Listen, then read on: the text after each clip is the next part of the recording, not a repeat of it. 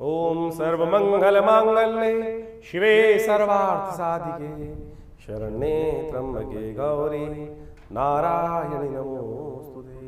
नीलांजनं समाभासं रविपुत्रं यमाग्रजं छायामार्तण्ड संभूतं तं नमामि शनिश्चरं तं नमामि शनिश्चरम। नमस्कार, स्वागत है आपका आचार्य वाणी में। मैं आचार्य डॉक्टर विक्रमादित्य आपके साथ हूँ और आज आपकी राशि के दृष्टिकोण से मंगल शनि की जो षडाष्टक युति, आजकल बहुत सारे आप चैनल पर पढ़ रहे होंगे, षडाष्टक युति चल रही है। छठे आठवें का योग जो मंगल और शनि का चल रहा है वो क्या कुछ करने के योग बना रहा है आपकी राशि के दृष्टिकोण से। इस वक्त यदि हम देखें तो आपकी राशि के अनुसार से मंगल महाराज जो है वो अष्टम भाव में चल रहे हैं और शनि महाराज आपकी राशि के दृष्टिकोण से तृतीय भाव पराक्रम वाले भाव में चल रहे हैं। 7.5 आपकी खत्म होकर चुकी है और ऐसे में ये जो पुरुषार्थ के द्वारा बहुत सारे नए नए संपर्क, बहुत सारे नए नए लोग, बहुत सारी नई नई चीज़ें आपके समक्ष आने को तैयार बैठे। केतु और मंगल जो है वो आपके अष्टम भाव में चले गए हैं और ये आपको भ्रमण करा रहे हैं, इधर से उधर डुला रहे हैं। इधर से उधर डुलाने की स्थिति उत्पन्न कर सकते हैं कि यहाँ नए नए संपर्क, तो आप ये डुलाना है ही, भगाना है ही। इन्होंने जगह जगह आपके साथ नए नए लोगों के साथ जोड़ना है ही, तो उनमें अपॉर्चुनिटी को गैदर करने का आप रास्ता बना लो। एक जगह स्थिर भाव से आप बैठने का प्रयास करोगे, बैठ नहीं पाओगे, भागना पड़ेगा ही पड़ेगा, कभी इधर कभी उधर, ऐसे योग बनते दिखाई दे रहे हैं और उससे आप कहीं ना कहीं इस वक्त पुरुषार्थ में कहीं ना कहीं कमी होती दिखाई दे रही है। वैसे तो शनि मंगल की युति पूरे संसार के दृष्टिकोण से कहीं ना कहीं द्वंद्वात्मक स्थिति उत्पन्न करती है, कहीं ना कहीं क्लैश देती है और कहीं ना कहीं अशांति का वातावरण बनाती है। विश्व के दृष्टिकोण से यदि आप देखोगे तो ये 7 जून से लेकर ये युति 28 जुलाई तक रहने वाली है, करीब करीब 50 दिन रहने वाली है और इस दौरान कई विस्फोटक घटनाएं आपको देखने को मिल सकती है। आकाशीय मंडल में कहीं ना कहीं विस्फोटक घटनाएं देखने को मिल सकती हैं, कहीं ना कहीं द्वंद्वात्मक स्थिति उत्पन्न हो सकती हैं, कहीं ना कहीं तेजी का वातावरण रहेगा, बहुत तेजी से गति से वातावरण बनता दिखाई दे, क्योंकि मंगल के साथ केतु की स्थिति जब भी बनती है तो बहुत तेज गति से आगे कार्य होने के योग बनते हैं और ऐसे में बड़ी शांति से आपको चीज़ों को समझना है। आप उस तेज गति में कार्य नहीं कर रहे हैं इस वक्त कार्य, क्योंकि आपके भाग्य में शनि की दृष्टि पड़ गई है।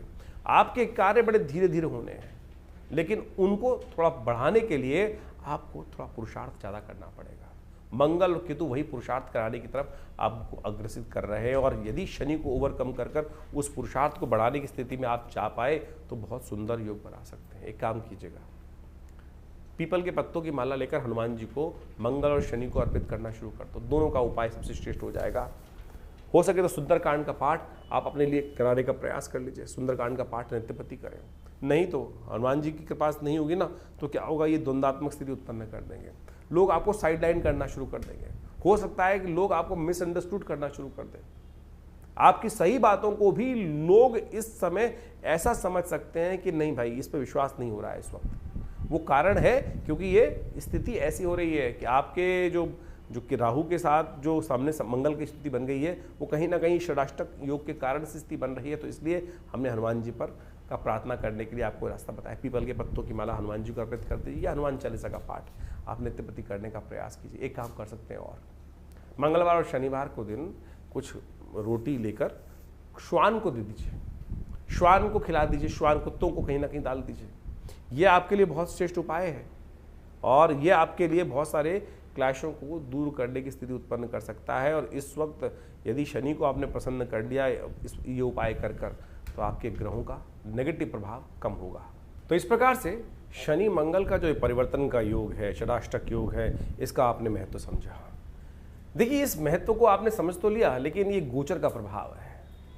अब इसके साथ साथ आपकी जन्मपत्री में भी क्या प्रभाव चल रहा है, कौन से ग्रह योग किस प्रकार की दशाएं बना रहे हैं, फिर आपकी जन्मपत्री में आपके दशाओं की अवस्था क्या है, आपके ग्रहों की अवस्था क्या है, किस अवस्था में वो बैठे हुए हैं, उन पर भी बहुत निर्भर करता है। आपकी राशि कौन सी है, लग्न कौन सी है, राशि के हिसाब से तो हम बता ही रहे हैं आपको, लेकिन इसके साथ साथ आपकी जन्मपत्री के दृष्टिकोण से कौन सी राशि प्रभावी है। कई बार किन्हीं व्यक्तियों कुंडलियों में लग्न कुंडली प्रभावी होती है, जो लग्न दिन में करीब करीब 12 लग्न होती हैं और 12 राशियों के साथ 12 लग्न बन जाती हैं, तो उनका भी बड़ा अद्भुत महत्व होता है। राशि तो करीब करीब 2.5 दिन, 2 से 2.5 दिन तक एक बार में परिवर्तन, चंद्रमा के अनुसार से परिवर्तन का योग बनता है।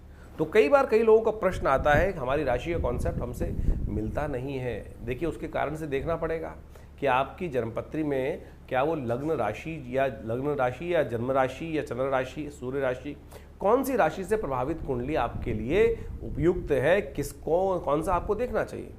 नाम के हिसाब से एक अलग राशि होती है, जन्म के हिसाब से अलग राशि होती है, लग्न राशि अलग होती है, कारकांश की राशि अलग होती है।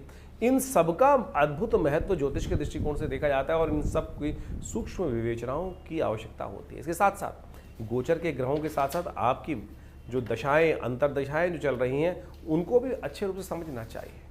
कई बार गोचर बहुत प्रभावी है और बहुत अद्भुत लाभ देने के योग बना रहा है, लेकिन अंतरदशा, दशाएं, बाकी सब ग्रहों की अवस्थाएं अंदर जो इंटरनल कुंडली में है वो ठीक है ही नहीं। अब किसी की कुंडली में अद्भुत धन लाभ का योग बन रहा है राशि के दृष्टिकोण से, लेकिन मूल जन्मपत्री में यदि दरिद्र योग बना हुआ है, किमुद्रम योग बना हुआ है, तो उसमें गोचर का प्रभाव कर क्या लेगा। तो इसलिए गोचर के दृष्टिकोण से आपके साथ साथ बहुत सारे ज्योतिष के जो प्रभाव हैं उन सबको एक साथ अनुसंधान कर उनकी विवेचनाओं की आवश्यकता होती है और फिर उन जन्मपत्रियों के अनुसार से विवेचना कर कर प्रस्तुत किया जाए तो बिल्कुल चमत्कारिक प्रभाव उपस्थित होता है। उपाय भी बड़े ज़बरदस्त हैं। बहुत सारे लोगों का तथाकथित तौर पे कहना है कि भाई कौन से उपाय किए जाएं, कितने दिन उपाय किए जाएं, कितनी संख्या में उपाय किए जाएं। देखिए, जीवन जो है वो कर्म का खेल है, सुख दुख जो है वो कर्म के खेल माने जाते हैं। जितने दुष्कर्म होंगे उतना दुख ज़्यादा होगा, जितने शुभ कर्म होंगे उतना सुख ज़्यादा होगा। जब आपके जीवन में शुभ करने के बावजूद भी कहीं ना कहीं दुख डेरा डाले हुए हैं तो समझ लीजिए अभी दूसरे पलड़े में, तराजू के दो पलड़े होते हैं ना, एक में जो शुभ कर्म का आप आहुतियाँ दे रहे हो वो कम है, दूसरे में पता नहीं कितना भार पड़ा है। ज्योतिष की जन्मपत्री के माध्यम से हम उस प्रभाव को जान सकते हैं कि कितना आवश्यकता है।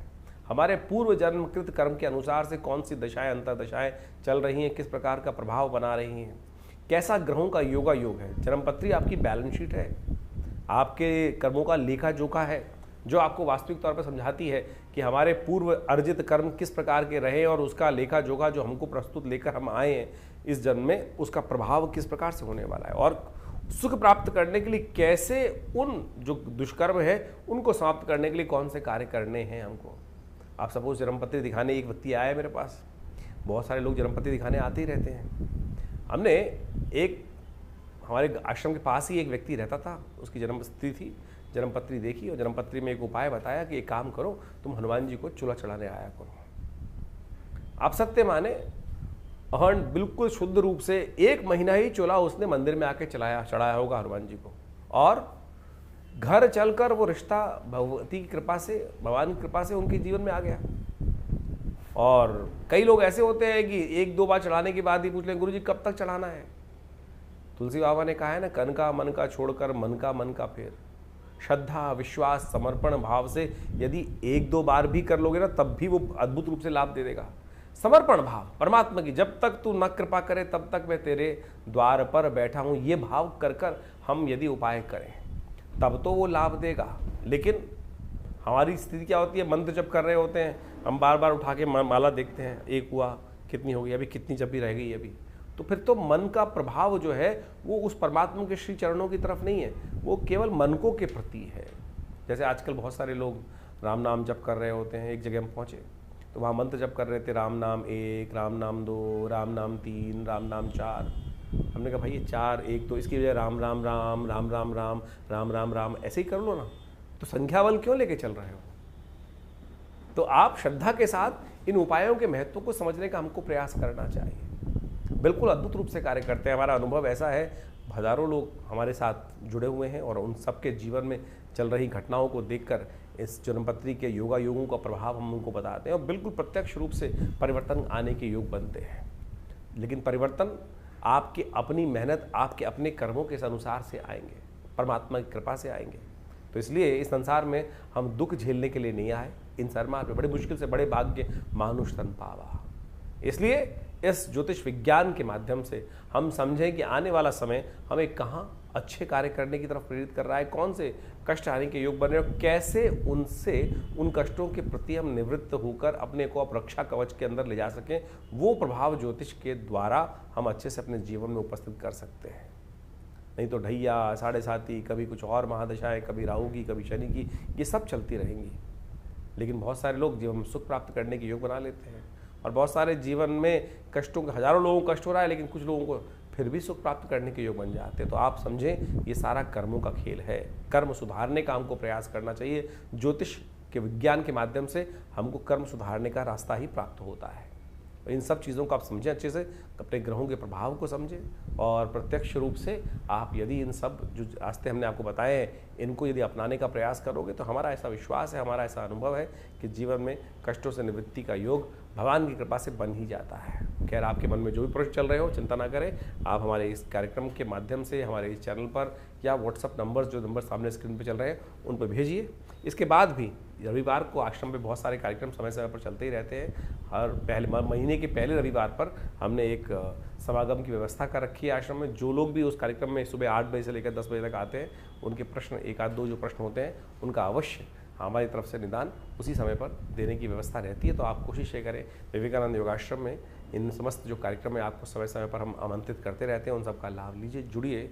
देखिए माँ भगवती का सुंदर श्री विग्रह जो आश्रम पर विराजमान है, उनके सानिध्य में आकर किस प्रकार से उनके प्रभाव से हम अपने जीवन को, कष्टों को दूर हजारों लोगों ने किया है। आप भी करें। स्वागत है आपका।